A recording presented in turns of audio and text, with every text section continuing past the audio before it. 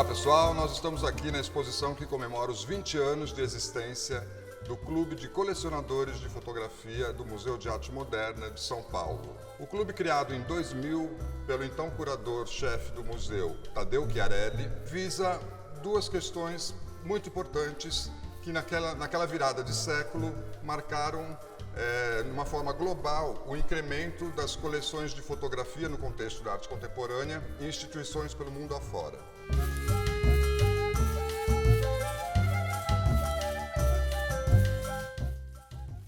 O clube ele é criado com a ideia de alimentar o acervo de arte do museu com o intuito de torná-lo mais sintonizado com as linguagens da pós-modernidade. A fotografia e o videoarte, por exemplo, entram nesse momento em que a discussão da pós-modernidade faz com que essas linguagens sejam incorporadas cada vez mais dentro do contexto da arte contemporânea e, portanto, sendo colecionadas pelas instituições. A outra questão que era muito importante e segue sendo muito importante para o MAM é ativar novos colecionadores de arte pelo país. Um dos ideais do Clube de Fotografia é atrair novos colecionadores, movimentar o mercado, ativar a produção de vários artistas, seja consagrados, seja artistas jovens. A partir de uma pesquisa que eu realizei no acervo de arte geral do museu e particularmente no acervo de fotografia, eu pude mapear quais eram as necessidades que o museu possuía para conseguir ter uma coleção de fotografia que espelhasse de forma bastante intensa a realidade da fotografia brasileira, tida por muitos críticos internacionais como uma das mais pulsantes do mundo. Para essa exposição que comemora os 20 anos de existência do clube, eu pensei uma organização cronológica para que a gente pudesse revisitar desde o primeiro ano, desde 2000 até hoje, como foram feitas as aquisições. Sempre a cada ano são 5 artistas que cedem 5 obras para o museu, né? E essas obras são distribuídas entre os sócios e são integradas ao acervo do museu também, né? Dessa forma retrospectiva, a gente pode perceber também os passos evolutivos da fotografia contemporânea no Brasil, né? Desde o primeiro momento em que as fotografias são integradas basicamente em preto e branco, né? Havia ainda uma ideia de que o preto e branco fosse mais artístico, talvez, do que a fotografia cor.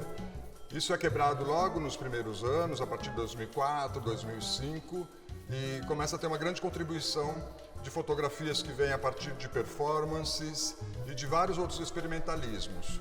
Passam depois com a assimilação da fotografia digital, a gente começa a perceber que muitos artistas não fotógrafos, como a gente tem vários aqui, Adriana Varejão, Regina Silveira, Nelson Lerner, né? São vários artistas que não são fotógrafos, mas que em algum momento usam a fotografia para pensar as suas experimentações artísticas. Um caráter que fica muito patente nessa exposição é perceber como a fotografia foi se expandindo e criando uma imbricação com outras linguagens. Então, por exemplo, a gente tem fotografia objeto, fotografia impressa direto numa placa de vidro, a fotografia como vídeo, fotografia em contato com a pintura, como no trabalho da Adriana Varejão, a fotografia com gravura, como no trabalho do Nelson Lerner, né?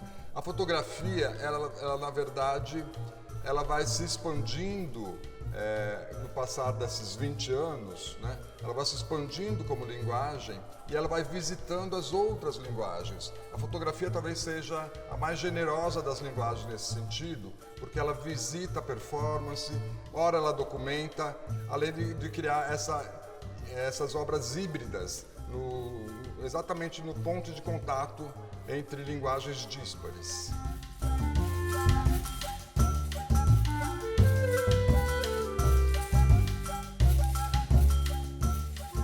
Quando o clube completou 10 anos de existência e agora também aos 20 anos, a gente convidou cada uma dessas datas artistas para desenvolver um trabalho especial para o MAM.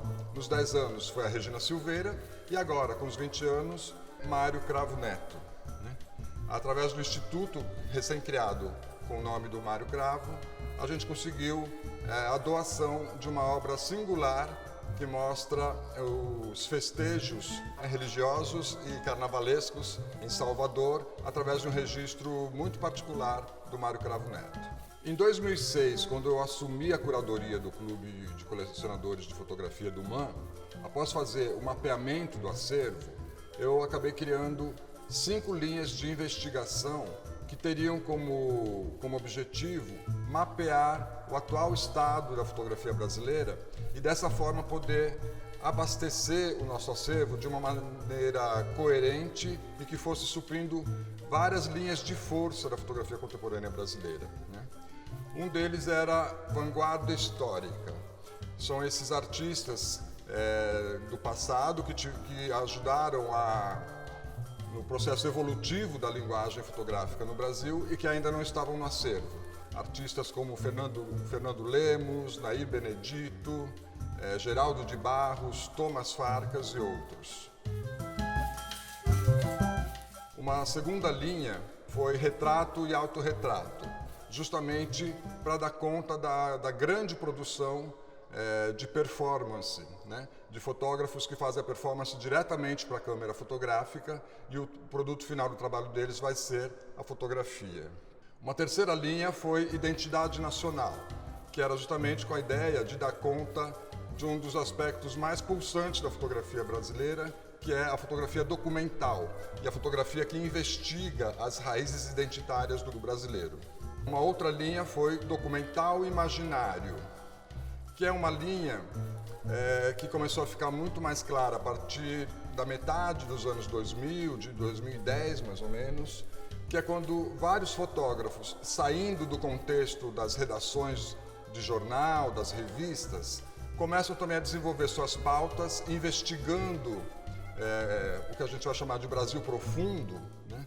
Mas nesse processo criativo eles acabam saindo do documental clássico e incorporando novas linguagens muito em parceria com a estética do cinema, com a literatura e por aí vai. E a quinta linha, e talvez essa seja a que mais traz trabalhos, que cria diálogo com todo o acervo do MAM, é fotografia e metalinguagem, né?